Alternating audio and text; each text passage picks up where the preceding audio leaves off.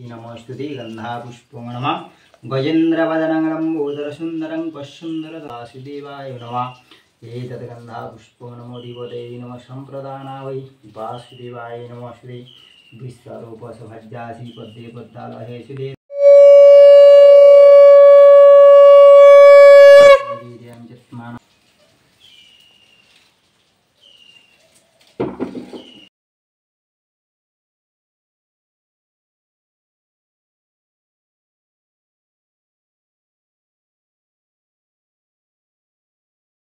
Hi everyone, good morning, welcome back to yet another video.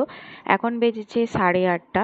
আজ রয়েছে বৃহস্পতিবার, আর রোজে বৃহস্পতিবারে আমাদের বাড়ির পুজোটা পুরোহিত মশাই এসেই করে যান। তাই সকাল সকাল সমস্ত জোগাড় করাই হয়ে গিয়েছিল।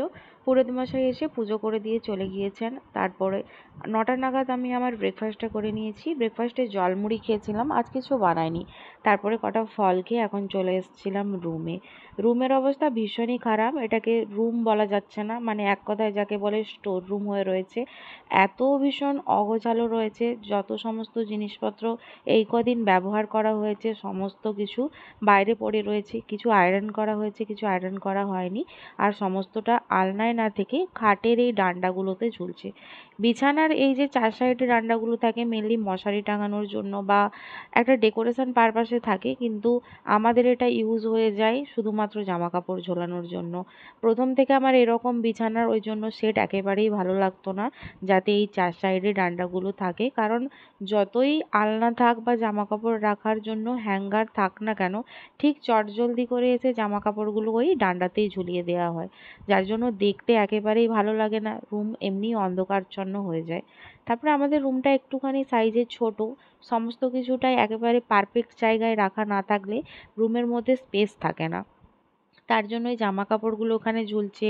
আলনা আলমারি সমস্ত কিছুটাই আমার যেন মনে হচ্ছে উল্টো উল্টো দিকে রয়েছে। তাই ভাবলাম এটা চেঞ্জ করব। তো আমার একার পক্ষে চেঞ্জ করা সম্ভব না, যতটা আমার একার পক্ষে করা সম্ভব তাই সেইটুকুই করেছিলাম। খাটের ওই ডান্ডাগুলোকে খুলে রেখে দিয়েছিলাম, কারণ ওটাই আমার দ্বারা সম্ভব ছিল। এরপর সমস্ত জিনিস সরানোর জন্য আমার কারো একটা হেল্প লাগতো। এদিকে দেরিও হয়ে যাচ্ছে, সকালের ব্রেকফাস্টে তেমন আজ কিছু খাওয়া হয়নি, আর দুপুরের লাঞ্চ আমরা ওই 1টার মধ্যেই করে নিই। তাই রান্নাবান্নাগুলো করার জন্য চলে এসেছিলাম রান্নাঘরে। আজ যেহেতু বৃহস্পতিবার, নিরামিষ, আমাদের এই দিন মাছ খাওয়া হয় না, তাই কি রান্না করব ভেবে পাচ্ছিলাম না। তাই সকাল সকাল কটা সয়াবিন ভিজিয়ে রেখেছিলাম। তো এদিকে ভাত বসিয়ে পেঁপে ভাজাটা করে নিয়েছিলাম, আর সয়াবিনটা তার মধ্যে ভাজা করতে বসিয়ে দিয়েছিলাম। এরই মধ্যে মশলাটাও করে নিচ্ছিলাম। চটজলদিতে সবথেকে যদি কিছু ভালো টেস্টি রান্না হয় সেটা ওই সয়াবিনই হয়, তাই বেশিরভাগ দিন নিরামিষে সয়াবিন করেই নিই। নিরামিষ বলতে আমাদের তো একেবারে একেবারে ওই মাছ পেঁয়াজ মাংস ডিম সমস্তটাই কিছু বাতিল করা হয়েছে। আগের কিছুদিন পর্যন্ত আমাদের বাড়িতে পেঁয়াজ আর মাছটা খেতাম বৃহস্পতিবারের পুজোর দিনেও, কিন্তু এখন ঠিক করা হয়েছে যে ওই দিনগুলোতে আর খাওয়া হবে না, পুরোপুরি পিওর ভেজ হবে। তাই নিরামিষ রান্না করলাম। শুধুমাত্র ওই আদা জিরে ধনে আর কাঁচা লঙ্কা বেটে মশলা কষিয়ে নিয়েছিলাম। তারপরে ভেজে রাখা সয়াবিন আর সেদ্ধ করে রেখেছিলাম আগে থেকে আলুগুলো, ওগুলো দিয়ে ভালো করে কষিয়ে নিয়ে জল দিয়ে দিয়েছিলাম। জলটা আগে থেকে গরম করেই নিয়েছিলাম যাতে চটজলদি করে হয়ে যায়, কারণ আমি চাচ্ছিলাম যে দুপুরে খাওয়া দাওয়ার আগে রুমটা একেবারে ঠিক করে নিতে। তাই আমার চটপট করে রান্নাগুলোও হয়ে যাচ্ছে। এদিকে আমার সয়াবিনের তরকারিটা ফুটছিল, আর ওদিকে আমার ভাতটাও হয়ে গিয়েছিল।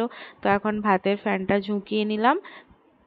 রান্নাগুলো বসিয়ে আমি একবার বাবাকে ফোন করেও নিয়েছিলাম, কারণ ওই আলমারিটা এক সাইড থেকে অন্য সাইডে করার জন্য তো কারো আমার একটা হেল্প লাগবে। তাই বাবাকে ফোন করে নিয়েছিলাম। এদিকে আমার সমস্ত রান্নাও হয়ে গিয়েছে, আর নিরামিষ রান্না যেহেতু ছিল তাই একটুখানি গরম মশলা দিয়ে কড়াইয়ের মধ্যে রেখেই চাপা দিয়ে চলে এসেছিলাম রুমে। এর মধ্যে আমি যখন রান্নাগুলো সারছিলাম, আমার ওই সয়াবিনের তরকারিটা হচ্ছিল, বাবাকে ফোন করেছিলাম। বাবা এসে আলমারিটা রুমে সরিয়ে দিয়েছিল, আর আলনাটাও বের করে দিয়েছিল। তারপরে আমি একবারে স্নান করে চেঞ্জ করে চলে এসেছিলাম, কারণ আজকে ভীষণ রকম গরম, আর মিডিলে একবার লোডশেডিংও হয়েছিল। তাই কিছুক্ষণ বসেছিলাম, আর ভাবলাম যে দেরিও হয়ে যাচ্ছে, এরপর এইগুলো করতে করতে তো দুপুরে লাঞ্চ করার টাইমটা হয়ে যাবে, তাই একেবারে স্নানটা সেরে নিয়েছি। স্নান সেরে চেঞ্জ করে এসেছি, আর এসেই প্রথমে আমি ড্রেসিং টেবিলটাকে নিয়ে পড়েছি। ড্রেসিং টেবিলটা একেবারেই বের করতে পারছিলাম না। ড্রেসিং টেবিলটা পরিষ্কারই ছিল, গোছানোও রয়েছে, তো আমি যদি বেশি এক সাইড করে এটা বের করানোর চেষ্টা করি সমস্ত জিনিসই পড়ে যাবে, আর আমার পক্ষে এখন এতটা ভারী বের করানো সম্ভব নয়। যে কটা জিনিসও আমি বের করেছিলাম সেগুলো সমস্ত কিছু ঠেলে ঠেলেই বের করেছিলাম, একেবারে এগুলো তুলিনি, কারণ ঠেলে দেওয়াতেই চলে এসেছিলো রুমের বাইরে। তাই ড্রেসিং টেবিলটা আর বের করতে না পারে ওটাকে এক সাইডে রেখে দিয়েছিলাম। আর এই যে আলমারিটা ডান সাইডের দিকে ছিল, বাবা ওটাকে বাম সাইডের দিকে করিয়ে দিয়েছিল। তারপরে এখন লেগে পড়েছি পরিষ্কার করার জন্য। একে তো এই সাদা কালারের দেওয়াল, তাতে একটুখানি কিছু দাগ লেগে গেলেই বা মাকড়সার ঝুল ফাঁদ এগুলো হলেই কেমন একটা অপরিষ্কার মতো লাগে। প্রায় দিনই পরিষ্কার করা হয়, ভালো করে সমস্ত রুম ঝাড় দেওয়া হয়, মোছা হয়, ঝুল ঝাড়া হয়, কিন্তু সপ্তাহে ওই একটা দুটো দিন পরেই এত ভীষণ মাকড়সার জাল হয়ে যায় আর ধুলোবালি যে এসে যায়, কোথা থেকে যে আসে তার কোনো হদিস থাকে না। তাই রুম ভীষণই নোংরা লাগে, একেবারে অপরিষ্কার লাগে। তাই ভাবলাম আজকে যখন জিনিসপত্রগুলো একবার সরানোই হয়েছে, পরিষ্কার তো রোজের রোজ হয়, তার উপরে একেবারে ডিপ ক্লিন করে দিই। আর এই হচ্ছে আলমারি, এই আলমারির মাথার ওপরে অনেক কিছু জিনিসপত্র রাখা থাকতো, মানে সম্পূর্ণ রুমটা একেবারে স্টোর রুম বানিয়ে ফেলেছিলাম আমি নিজের মতো করেই। মানে যা আসতো হাতের কাছে যেখানে পেতাম সেখানেই রাখা হয়ে যেত, আর সরানো হতো না। আর বাঙালি বাড়িতে আলমারি আর ফ্রিজের মাথায় জিনিসপত্র থাকবে না, এটা তো হতেই পারে না। তো আমারও তাই হয়ে গিয়েছিল, তাই বাবাকে বলেছিলাম যে আলমারিটা সরানোর সাথে সাথে জিনিসপত্রগুলো নামিয়ে দিতে, কারণ এরপর থেকে আলমারির ওপরে আর এভাবে কিছুই রাখবো না।